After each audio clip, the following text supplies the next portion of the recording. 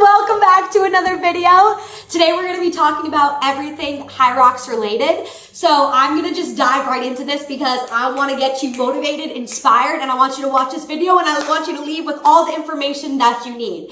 So we're first going to talk about the Hyrox mentality and what I suggest doing with your mental health during Hyrox training. Everything needs to be positive.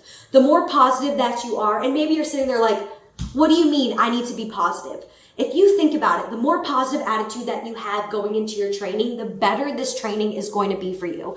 I see a lot of you sign up for a Hyrox and you're like, well, what if I can't even run 5 miles at the end of this, or I can't even run 5 miles right now. You haven't even allowed yourself to go through weeks of training to see where you're going to be. You are already deciding right now that you can't. If you decide in this very moment that you can't do something or that you're never going to be able to do it or it's something that you can't do, you're not going to do it. But if you decide in this very moment, I can do it, I'm willing to put in the work, and I will commit, you will get there. We're so focused on the end goal that it takes away from what do we have to do today. You're so focused on can I run 5 miles that you're not even focused on the training that you need to do in this very moment. It's going to take you some time to build that base to get up to Hyrox. And I think where most people go wrong is they want it and they want it right away. They expect to be a great athlete right away where you have to start, you have to grind, you have to build a foundation, and then you'll get into being a great athlete. But the one thing you cannot do is doubt yourself. The second that you're doubting yourself, you're already putting negative pressure on you and you're going to lead with that. We are more likely to be negative than we are to be positive because it is easy for us to give excuses for ourselves, and it's also a way for us to cop out of our goals and our dreams because we tell ourselves that we can't. At the end of the day, it all comes down to you. The word willing. Are you willing to do this? Are you willing to train hard? Are you willing to go out and run even when it sucks? Are you willing to do the hard workouts? This is not something that's going to be easy, and you should have hard and intense workouts, but it will make your competition day so much better. It's either you choose the easy way out now and competition day is awful, or you choose the hard now and you nail your competition. So, number one thing is your mindset. Be more positive, right? How many people do you know say, I've done a Hyrox? You should just be very proud that you believe in yourself enough that you could do this. A lot of people don't believe in themselves, and that's what's wrong. Everybody is capable of doing this. I've seen 60, 70, 80-year-olds finishing a Hyrox competition. If that doesn't inspire you, then I don't know what will. You have to stop comparing yourself to the pros and to people that have been doing it for a long time and people that have running backgrounds, and you need to just compare yourself to where you were when you started, or you can't even compare yourself to their chapters. Some of them have been competing for 3 or 4 years. So you cannot say, I want to be just like them when you haven't even been in their shoes or their training.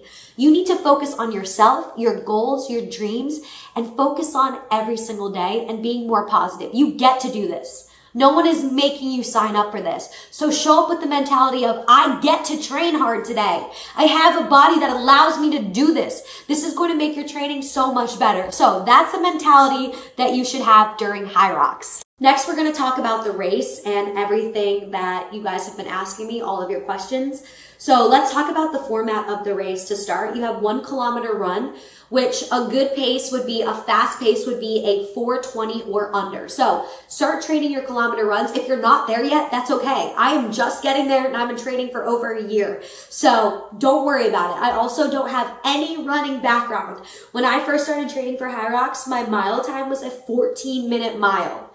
Okay, now we're chugging along 6:50, 6:30-minute miles, 7-minute miles. I never thought that I would get here. I just said I'm willing. I'm willing to do what it takes. So 1 kilometer run, which is 0.62 of a mile. Then you have 1,000 meters on the ski erg. Then you have 1 kilometer run, 50-meter sled push. So for your sled push, you go down, back, you're done. So just remember it's 4 times, down, back, down, back. Then you have 1 kilometer run, 50-meter sled pull, same thing, down, back, 80 meters of burpee broad jumps. You do not realize how long this is going to be the day of the race. So do more burpees than less. That's my best piece of advice. 1 kilometer run, 1,000 meters on the row machine, 1 kilometer run, 200 meter farmer carries, which that's the longest thing. And it's like a loop like this. So I always practice farmer carries, and I practice really heavy farmer carries because you don't realize the windy loop that it is or how long that it is. 200 meters is a long time to do farmer carries. Then you have 1 kilometer run, 100 meter sandbag walking lunges, 1 kilometer run, and you finish with 100 wall balls. So a lot of you guys ask me, how should my training for Hyrox be? First things first, have you ever stepped on a skier? Have you done the row machine? Do you know how to do burpee broad jumps, wall balls? When I first started training, I have never stepped on a ski machine before. And when I started, I was just like this. Like my arms were just going like this. I had no idea what I was doing. So I had to learn proper form on that. And I focus a lot on the Hyrox movements. And I focus a lot on running. My best piece of advice is to focus on running. Hyrox is a running and endurance sport. This is how can I run with compromised legs while I'm very fatigued and run fast after doing a strength movement. It doesn't necessarily matter how strong you are. You need to be strong enough to push the sled, but you're only pushing the sled those 4 times and you're not doing it again. You need to be strong enough to pull the sled, but again, you're only doing it 4 times.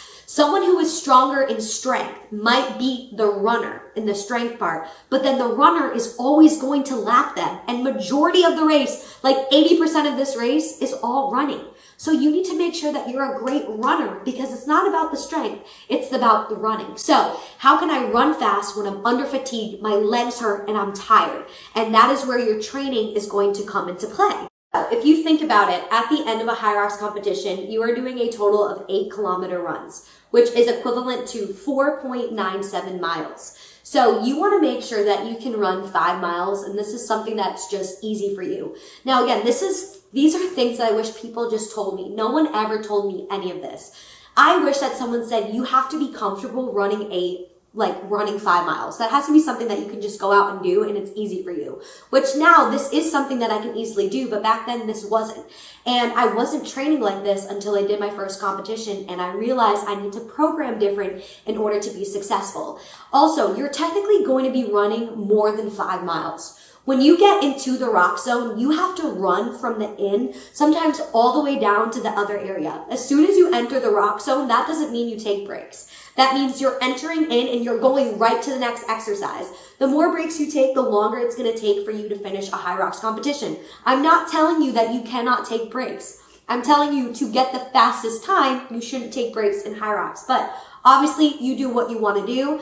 If you need to take a break, then take it. But I have once taken a break, stopped, drank some water, and then I kept going. Otherwise, I try to just keep going the whole duration of Hyrox without stopping. As soon as I get into the rock zone, I run right to the station, do the station, I run right out of the station. So if you think about it, you're doing more runs than 5 miles. So I would even say do 6 miles. Practice 6 miles, and this should be something that just comes easy to you. You can casually go run 6 miles on your own. If you're not there yet, it'll take you some time to build to it. Don't get in your head, but program properly and specifically so that you have progressive overload and that you can get there. It's all about your programming and your mindset.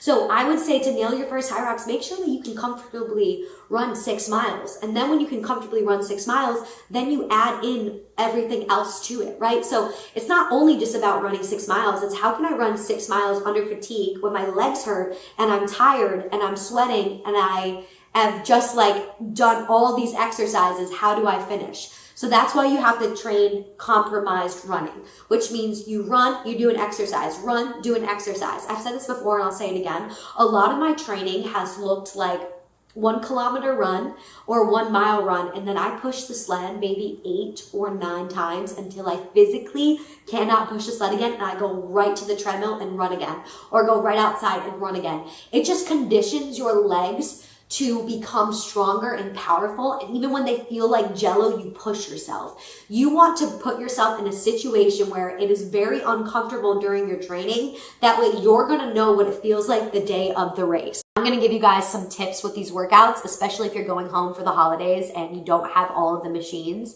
And you can just do these in general, even if you haven't even signed up for Hyrox. But I definitely suggest trying these workouts, and I'll tell you why at the end. So you'll start with a 1 mile run to warm up. I always say Something that is really important that we kind of like pushed aside is stretching, warming up, and foam rolling. I spend 15 minutes before every single workout. I will always get there early, no matter what, to foam roll, to stretch, and to properly warm up. Now, this sometimes means I walk 10 minutes on the treadmill, then I do a 10-minute jog, then I'll start my workout. I spend a lot of time warming up because there's a lot of volume of training. It's a lot of work. So you have to basically prep yourself to be able to train. You don't just want to go into it when you're cold, you're not warmed up, you didn't stretch. So please, that has been like the key thing here to getting injured is taking care of yourself. So 1 mile run to warm up, easy pace. Then you're going to go into 20 thrusters or squat to overhead press, same thing. 20 walking lunges, left, right equals 1 rep. So you're doing 40 total basically. You're doing 20 alternating snatches. Then you'll do 15 thrusters, 15 walking lunges, 15 alternating snatch. 10 thrusters, 10 walking lunges, 10 alternating snatch, then you'll finish with a mile run. So you're going to try to do this back to back without taking any breaks. This is going to condition you to get a feel of what Hyrox is like by doing one thing after the other without taking a break. And it just like, it shows you how your heart gets elevated and how you have to be able to work and you have to find an exercise that where you're basically recovering. So after your mile run, you're going to go a minute of dumbbell farmer carries and you'll go a minute of dumbbell clean to press. So you go clean and then overhead press with your dumbbells. Then you finish with a kilometer run. So you have farmer carries for 1 minute, clean to press for 1 minute, 1 kilometer run, which is 0.62. And try to do this at threshold pace, which means as fast as you possibly can. It should be uncomfortable. You should be breathing heavy and you should really be feeling that. A threshold pace is as fast as you can possibly go. And you're going to do that for 4 rounds. So thrusters, they're really good. They're a good explosive movement. It combines a squat with an overhead press, and it is very similar to wall balls. So this can prep you for wall balls going into the competition. This is going to help with both your leg strength and your shoulder endurance. The explosive nature of the movement helps with performance in functional stations that require both strength and speed. Next, going into your lunges, this is basically, you guys know that you have to do lunges in the race. So practice lunges and practice them longer and heavier than the day of the actual comp. It's straightforward. You need to do this in the competition. So practice this with fatigued legs, which is what I give you guys. Everything that I do is basically like multiple rounds and it's like go, go, go. So that way you're fatigued and you learn how to push while being under fatigue.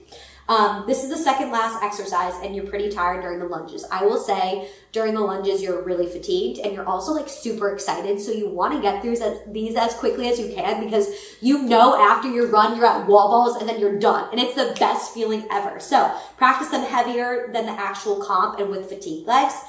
This will help you with your just balance and your strength. Then we have snatches. It's a great full body explosive movement. This will help you improve your explosiveness and efficiency, and it can help you with Hyrox. Farmer carries, if you don't have kettlebells, you'll do this with weights. Like I just said, focus on heavier weights in the comp to build a tolerance to heavy weights and kettlebells. This will help you with grip strength and overall endurance. I will say Hyrox is all like grip. Like it's a lot of grip strength. So practice that as much as you can. I have another workout for you. So this one is a mile run to warm up, and then you have 1 kilometer run at race pace or faster. So try to go as fast as you can during these runs. Just try your best. If you are not where you want to be yet, that's okay. All you have to do is try. Then we have 2 minutes of burpee broad jumps. I'm telling you, you better be jumping like a frog on these burpee broad jumps. Condition yourself to go, to go, to go. This is a station that truly makes or break people. As soon as I'm done with the burpees, it is my race. Like I know I just finished 4 of the hardest pieces for me, and the next few I'm like gassing myself through it because the second half of the comp is honestly the easiest for me. The first half is the hardest. So once I'm done with burpee broad jumps, I'm like, I'm good, I'm chilling, everything's great. But burpee broad jumps can be what makes or break you. So that's why I train burpees a lot, and I train them like aggressively, doing them like 30 to 40 reps to 50 reps again and again and again. And it's really helped me through competition. Through the competition, I'm like swerving through people through burpees because I've learned to build up those reps and that endurance for burpees and to be able to do them fast after running. So you have 2 minutes of burpee broad jumps and 2 minutes of farmer carries, and you're just repeating that for 1 hour. So 1 kilometer run, 2 minutes of burpee broad jumps, and 2 minutes of farmer carries. You're going to be tired. You're going to be fatigued. You're going to hate me during the 2 minutes of burpees. I promise you, this is conditioning you for Hyrox. Then you'll finish, after your 1 hour, you'll finish with a 1 mile cool down. I don't care what pace you're at. So, runs. The key to a successful Hyrox performance is maintaining a strong pace during the runs. So, a portion of your workout focuses on improving your speed and endurance. Aim to run at a faster pace than your goal race. Burpee broad jumps. This is a station that combines explosive power and endurance. So during your training, you want to basically do that movement to get a feel of what it's going to feel like during Hyrox. And then it stimulates, so running fast stimulates your transition between running and a workout. So that's why you'll see a lot of my training splits and a lot of my workouts look like a run and exercise, a run and exercise. It just conditions my body to know that I need to run fast after I'm really fatigued from a strength workout. So what else did I want to say? Let's see. Okay, running under fatigue. By doing a run immediately after a functional strength exercise, you're stimulating what will happen on race day. So you'll be forced to run while your muscles are under fatigue, helping you improve your mental toughness and ability to push through when it feels tough. So that is why I programmed those workouts the way that I did. And I think I'm going to end this video here about Hyrox, and I'll go more in depth about what the race is and how to train for it in another video. Any questions that you have, feel free to ask me. I love Hyrox. I'm an official Hyrox performance coach, and I would love to answer any questions that you guys have. The answer is I can, I will, and I am willing to put in the work. If you can nail your mentality, then you're good to go. Thank you for being here. Welcome to another video. I'll talk to you soon.